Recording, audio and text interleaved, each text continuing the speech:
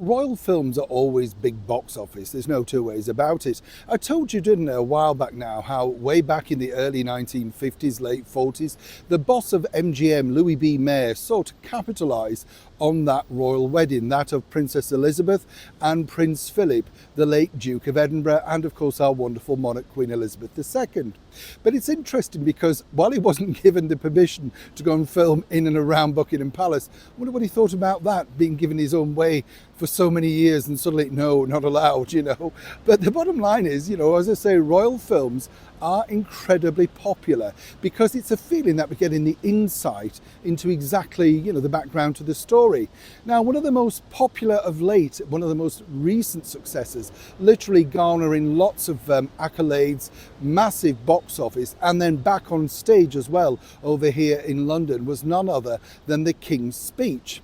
Now, The King's Speech, as you know, was a wonderful, I just thought a brilliant insider look into the work of Lionel Logue. He was the man that finally cured the much terrible stammer for His Majesty the King, King George at the time. It made it incredibly difficult for him because, suddenly he'd been thrust into the limelight, all thanks to the abdication of his brother David. And then, had to make do with literally a world in the public domain where every single speech, whether it be in public or on radio, was very difficult to deal with. And as he openly admitted, he could never have got through it without the devotion, dedication and love of his wife, our late and wonderful Queen Mother, which was played on screen by none other than Helena Bonham Carter, who went on, of course, to play Princess Margaret inside The Crown.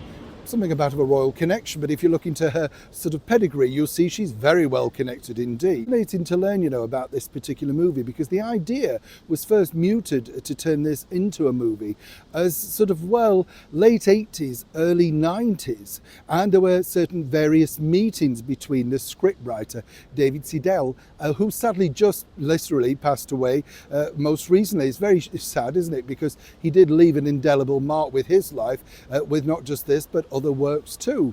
Apparently he had quite a few meetings with the late Queen Mother, and she first kind of liked the idea but then said to him, look, I'm all for this, I'd like this story to be told, because she felt it was important and it could help other people who were going through various struggles themselves. But she said, please, not in my lifetime. Now, as I say, recently passed, and it's fascinating to find these inner workings of. Meeting people, as I've been lucky enough to do, the star who appeared as the king, Colin Firth, he said he got a great insight from the scriptwriter, seemingly because obviously he'd spent so much time with the Queen Mother, and they tried to replicate the story as honestly as they could. And I thought they did a terrific job, if you've seen the movie.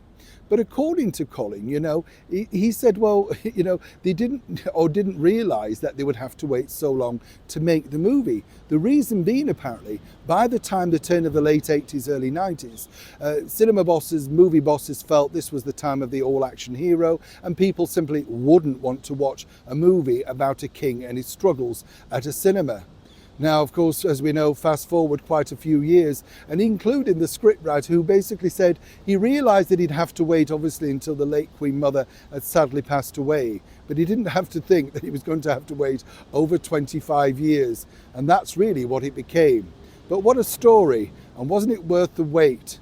I'd love to know what you thought to that particular movie if you've seen it. And as I said, I think he did a lot of good for a lot of people. And it was nice that the Queen Mother allowed that particular story of such intimacy, such struggle, and of course, overcoming so many hurdles to lead our wonderful country and the Commonwealth through such difficult times like World War II. Please, as ever, do let me know what you think to this particular story in the comments below. And as ever, if you can, like and share. Neil Sean, Parliament, London.